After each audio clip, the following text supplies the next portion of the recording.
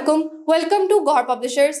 Our slogan is that we are redefining the geography of education through digital resources for conceptual learning.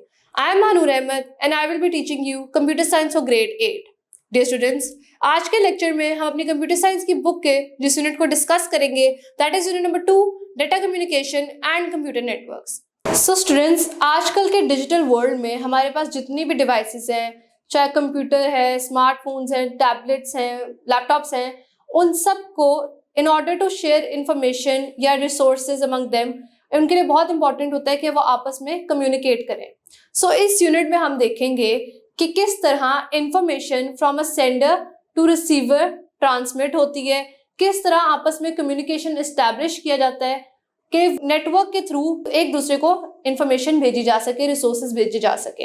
हम देखेंगे कि क्या different components हैं communication के and क्या डिफरेंट टाइप्स हैं हमारे पास कंप्यूटर नेटवर्क के. सो आज के लेक्चर से हम इस यूनिट को स्टार्ट करेंगे. आज के लेक्चर का हमारे स्टूडेंट लर्निंग आउटकम्स हैं.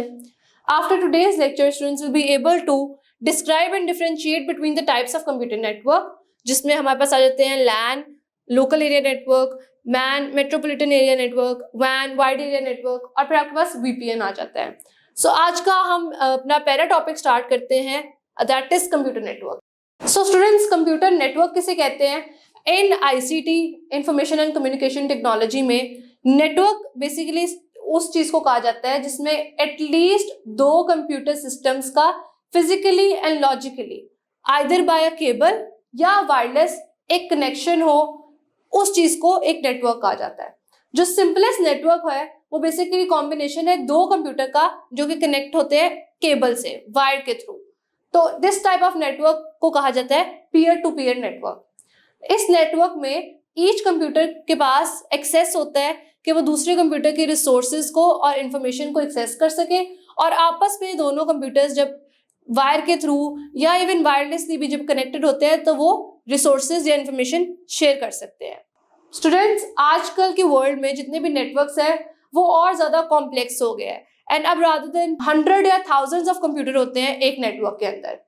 इन दीज नेटवर्क एक सेंट्रल कंप्यूटर होता है जिसको सर्वर कहा जाता है, जिसने रिसोर्सेज या सर्विसेज प्रोवाइड करनी होती हैं, एंड बाकी आपके पास क्लाइंट्स होते हैं जो कि रिसोर्सेज और सर्विसेज आस्क कर रहे होते हैं सर्वर से.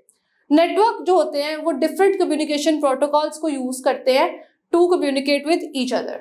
सो स्टूडेंट्स, अब हम डिस्कस करेंगे different components of computer network. Computer network के that are needed to install the software, उसमें कुछ मेजर इंपॉर्टेंट पार्ट्स आते हैं. एनआईसी, जिसको कहा जाता है नेटवर्क इंटरफेस कार्ड. अब एनआईसी क्या होता है? ये एक हार्डवेयर कंपोनेंट होता है जो कि डिवाइस को अलाउ करता है कि वो कनेक्ट कर सके किसी नेटवर्क के साथ और वो कम्युनिकेट कर सके अदर डिवाइसेस के साथ.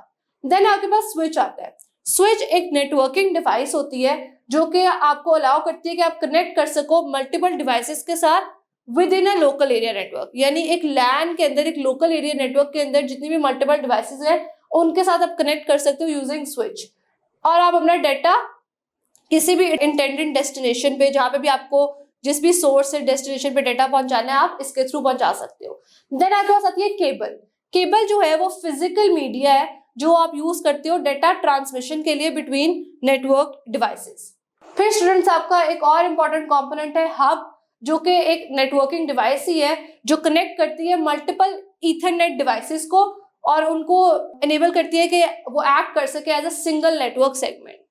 देन आपका एक राउटर होता है जो कि एक डिवाइस होती है जो डेटा पैकेट्स को, यानी जो आपकी भी जो भी इंफॉर्मेशन आप सेंड कर रहे होते हो उसकी पैकेट्स को डिफरेंट नेटवर्क्स में राउट कर सके. ये मैनेज करती है ट्रैफिक और इंश्योर करती है कि आपका डाटा ऑप्टिमल पाथ यानी रिक्वायर्ड पाथ ले to reach its destination. Then आपके पास आ जाता है मॉडेम, जो कि शॉर्ट फॉर्म है फॉर मॉड्यूलेटर एंड डीमॉड्यूलेटर के लिए, जो कि आपके डिजिटल सिग्नल्स को एनालॉग सिग्नल्स में कन्वर्ट कर देता है ताकि उनकी ट्रांसमिशन हो सके over the telephone lines and vice versa. So basically ये डिजिटल सिग्नल्स को एनालॉग सिग्नल्स में कन्वर्ट करता है ताकि वो ओवर द टेलीफोन लाइंस उनकी ट्रांसमिशन हो सके, एंड वाइस वर्सा, यानी एनालॉग सिग्नल्स को भी डिजिटल सिग्नल्स में कन्वर्ट कर सकता है ताकि वो वापस उनकी ट्रांसमिशन टू अ कंप्यूटर हो सके. सो स्टूडेंट्स, हमारा नेक्स्ट टॉपिक आज के लेक्चर का है दैट इज वीपीएन, जिसको कहा जाता है वर्चुअल प्राइवेट नेटवर्क. वीपीएन आपको हेल्प करता है कि आप ऑनलाइन प्राइवेटली रह सको, you stay private online. So students, VPN basically क्या करता है, ये एक सिक्योर एनक्रिप्टेड कनेक्शन एस्टैब्लिश कर देता है between your computer and the internet, और इसके थ्रू आपको एक प्राइवेट टनल मिल जाती है जिसके थ्रू आप डेटा कम्युनिकेशन कर सकते हो on public networks. For example, आपका कंप्यूटर है, आप यूजर हो, अब हर कंप्यूटर की अपनी एक पब्लिक आईपी होती है, अपना पब्लिक आईपी एड्रेस होता है सब हर कंप्यूटर का, और वो एक दूसरे से डिफरेंट होता है।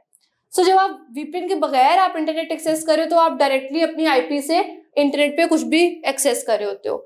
बट जब आप वीपीएन यूज करते हो तो आप क्या करते हो, आपकी आईपी के बजाय के अलावा वीपीएन सर्वर आपको एक न्यू आईपी दे देता है, और आप अब उस न्यू आईपी के थ्रू एक एनक्रिप्टेड कनेक्शन कर रहे होते हो विद द इंटरनेट। सो यानी आप अपनी आईपी, यानी जो चीज आइडेंटिफाई करती है कि ये कंप्यूटर आपका है, उस आईपी के थ्रू आप इंटरनेट एक्सेस नहीं कर रहे होते हो, बल्कि आप वीपीएन सर्वर ने जो आपको नई आईपी दी होती है उसके थ्रू आप इंटरनेट का एक्सेस कर रहे होते हो। इस तरह आप प्राइवेट रहते हो, किसी को नहीं पता चलता कि आपने जो वेबसाइट विजिट किया है वो आपने विजिट किया, क्योंकि आप अपने आईपी एड्रेस से विजिट कर ही नहीं रहे होते। सो ये वीपीएन का एक आपके पास एडवांटेज होता है कि आपका कनेक्शन एनक्रिप्टेड होता है और प्राइवेट होता है। अब हम डिस्कस करेंगे स्टूडेंट एडवांटेजेस ऑफ वीपीएन, जिसका पहला एडवांटेज है कि आप सिक्योर फाइल शेयरिंग कर सकते हो। क्या, जैसे मैंने बताया कि आपका कनेक्शन जो होता है वो इनक्रिप्टेड होता है, यानी जो भी आप चीजें डेटा कम्युनिकेट करोगे वो इनक्रिप्टेड फॉर्म में होगा। अगर फॉर एग्जांपल कोई आपके उस कम्युनिकेशन को ब्रीच कर भी लेता है, तब भी जो भी शेयरिंग हो रही होगी वो उसको नहीं पढ़ सकेगा, क्योंकि आपका डेटा अपनी नॉर्मल ओरिजिनल लैंग्वेज की फॉर्म में नहीं होगा, इनक्रिप्ट हुआ होगा, ऐसी लैंग्वेज में होगा जो कि हैकर बगैर कोई टेक्निक या इंक्रिप्शन के लिए की होती है उसको यूज किए बगैर उसको डिक्रिप्ट नहीं कर सकते और उसको वापस पढ़ नहीं सकते। तो जब डाटा इंक्रिप्टेड होता है तो वो प्राइवेट होता है, वो सिक्योर होता है, तो फाइल शेयरिंग आपकी सिक्योर हो सकती है। देन आपके पास allow anonymous internet access and protects your identity. जैसा कि मैंने आपको बताया कि आपकी अपनी आईपी के थ्रू तो आप इंटरनेट एक्सेस ही नहीं कर रहे होते, आपको जो वीपीएन सर्वर ने न्यू आईपी दी होती है उसके थ्रू एक्सेस कर रहे होते हो, तो इसलिए आप अनोनिमस रह सकते हो और अपनी आइडेंटिटी को प्रोटेक्ट कर सकते हो। देन आपका आईपी एड्रेस, आपके पासवर्ड, आपकी लोकेशन, ये सब कुछ सेफ रह सकती है फ्रॉम हैकर्स, क्योंकि आपका अपना आईपी एड्रेस भी नहीं होता और सारा डाटा आपका एनक्रिप्टेड होता है, तो आप हैकर से भी प्रोटेक्टेड रह सकते हो। इसके अलावा कुछ डिसएडवांटेजेस भी है वीपीएन के लोग वीपीएन के, फॉर एग्जांपल अगर किसी कंट्री में कुछ बैन है, यूट्यूब बैन है या ट्विटर बैन है, तो लोग वीपीएन के थ्रू अपना आईपी एड्रेस चेंज कर लेते हैं। फॉर एग्जांपल पाकिस्तान में अगर कोई चीज़ बैन है, कोई ऐप बैन है और आप वीपीएन चला लो, तो अब आपकी ओरिजिनल आईपी नहीं रहती। जो आईपी आपको आईएसपी से मिली होती है, इंटरनेट सर्विस प्रोवाइडर से मिली होती है, आप वो आईपी पे नहीं इंटरनेट का एक्सेस कर रहे होते, बल्कि आप किसी न्यू आईपी पे इंटरनेट का एक्सेस कर रहे होते हो जो कि दुनिया के किसी और रीजन की आईपी होती है, यूएसए की होगी, ऑस्ट्रेलिया की होगी। सो अब आप वो आईपी लगा के अपनी बैन सर्विसेज को भी यूज कर सकते हो। इसीलिए वीपीएन को इलीगल कंसिडर किया जाता है कुछ कंट्रीज में, ताकि इस तरह के एक्ट ना हो सके। और इसके अलावा इसका एक डिसएडवांटेज है कि कोई भी सेफ या कोई टॉप क्वालिटी का वीपीएन होता है उसके लिए आपको पैसे देने पड़ते हैं, वो फ्री सर्विस नहीं होती, अगेन उसके सब्सक्रिप्शन चार्जेस होते हैं। सो किसी भी टॉप क्वालिटी वीपीएन को यूज करने के लिए वो आपको मनी कॉस्ट करता है। VPN almost always slow your internet connection. हमेशा VPN जब आपने लगाया होता है तो आपका इंटरनेट कनेक्शन स्लो होता ही है, क्योंकि जब आप नॉर्मली कम्युनिकेट कर रहे हो तो सिंपल आप अपने डिवाइस से इंटरनेट पे कम्युनिकेट कर रहे हो, जबकि जब आप VPN यूज कर रहे हो तो बीच में आपका एक VPN सर्वर भी होता है जहाँ पे आपकी डेटा इंक्रिप्शन का भी ओवरहेड होता है। सो बेसिकली बीच में ओवरहेड आ जाता है, इसलिए कनेक्शन स्लो हो जाता है।